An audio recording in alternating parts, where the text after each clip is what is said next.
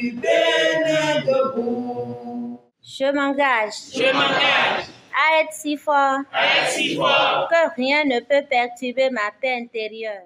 L'hymne national du Bénin est l'hymne de la positivité des ambassadeurs du développement, fièrement conduit par les belles et précieuses Élodie Lokondé, agent en événementiel, et Marie-Reine Imali, entrepreneur, sont les activités prémices de la clinique de la santé et du bien-être de ce dernier vendredi du mois d'octobre 2024 à l'Hôtel Soleil d'Afrique de Parakou. Comme vous le constatez, depuis près de 4 semaines, on est en train de parler de thèmes très importants.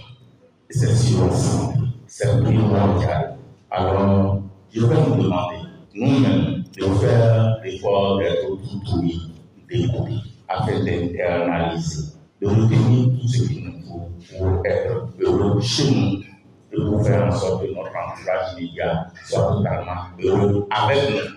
Je vous souhaite alors la bienvenue dans cette salle de conférence de l'Hôtel Soleil d'Afrique. Suite à ce mot d'accueil du président local de l'antenne FIAD de Parakou, l'honorable Assé Akakpo, le pupitre est passé à l'ambassadeur Kora Kadri, enseignant, qui loue les valeurs de l'association FIAD.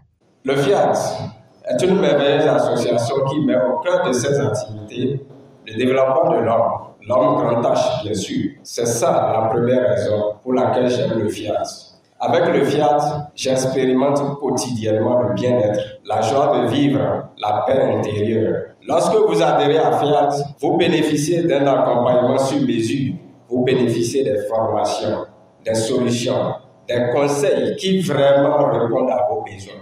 Vous bénéficiez aussi d'une écoute active, que ce soit du PM lui-même ou bien de la part des autres coachs. La rubrique des exhortations s'exécute avec les entrepreneurs Yarou Zéphirin et Fidèle à Djadong qui abordent d'une part le lâcher-prise pour mieux gérer les défis quotidiens et d'autre part le soin de soi, clé du bien-être personnel et d'un équilibre durable. Le lâcher-prise, il consiste à se détacher du désir de maîtriser. Ce mécanisme intérieur ne signifie pas d'abandonner ou d'être passif, mais plutôt d'accepter la réalité, l'évidence, sans résister. Le but de ce relâchement est d'être en accord avec ce qui arrive. Ceci vous permet de connaître ce que vous ne pouvez pas changer et de vous concentrer sur ce que vous pouvez maîtriser. Ou mieux, s'abandonner à Dieu ou alléger sa charge mentale. C'est-à-dire, faites votre part et laissez Dieu agir. Le bien-être est un état de satisfaction et d'équilibre global dans la vie. Et il englobe à la fois la santé physique, le confort émotionnel, la stabilité sociale et l'accomplissement personnel. À chaque situation que nous devons affronter, à chaque parole ou action que nous devons mener, nous devons passer forcément par les 3 passoires de Socrate. Est-ce que l'information que nous voulons recevoir, est-ce que ce que nous voulons faire, c'est bien pour nous? Est-ce que c'est vrai? Est-ce que nous avons pris la peine de nous assurer que telle information qu'on veut nous donner pour, par exemple, nous déstabiliser est une vraie information? Est-ce que cela ne va pas troubler notre quiétude, notre bien-être? Je nous encourage vivement à prendre le temps de nous écouter, de nous accorder des moments de repos nécessaires et d'adopter des habitudes qui soutiennent notre épanouissement. La zen attitude, c'est la clé numéro 5 de santé totale, minutieusement déchiffrée par le 2e conseiller spécial du FIAD de Parakou, le coach Simplice Lokondé. Voici un extrait.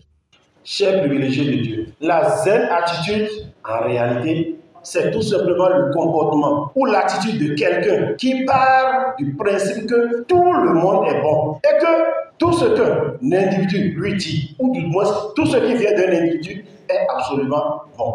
Lorsqu'un individu vous parle, ce qu'il vous dit peut être quelque chose de négatif, mais l'individu qui applique, qui vit la zen attitude, celui-là voit ce message, il reçoit ce qu'on lui fait comme positif. Il reçoit cela comme étant bon. Puisqu'après tout, personne, absolument personne, ne peut nous vouloir du mal. Puisque chacun de nous représente en réalité un élément par qui notre Créateur qui est Dieu passe pour nous pouvoir parler. Donc, c'est dire que le mal est un bien mal perçu.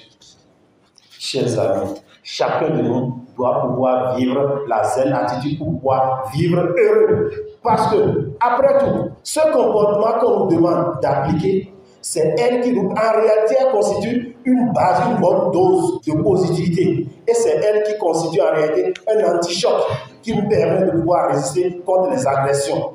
Suite à ce message, l'entrepreneur Romuald Asogba exhorte chacun et tous à envoyer un message à Dieu par l'acte de générosité. La générosité ouvre les portes du bien-être, ouvre les portes de la santé, ouvre les portes de la prospérité. C'est l'occasion d'envoyer un message à Dieu. Peu importe ce que nous traversons actuellement comme situation, prenons les enveloppes qui nous seront distribuées tout à l'heure et mettons Dieu aux commandes. Utilisons donc une partie de l'argent que Dieu nous a confié afin qu'il nous en donne davantage.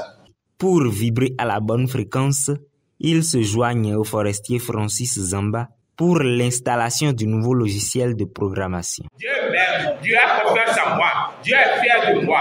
Dieu m'aime, Dieu a confiance en moi, Dieu est fier de moi. Ils partagent ensemble le cocktail servi pour eux. C'est désormais connu. Faire la programmation, savoir boire de l'eau, manger des fruits et légumes, faire du sport et adopter la zen attitude sont les 5 clés qui assurent une santé à nul autre pareille.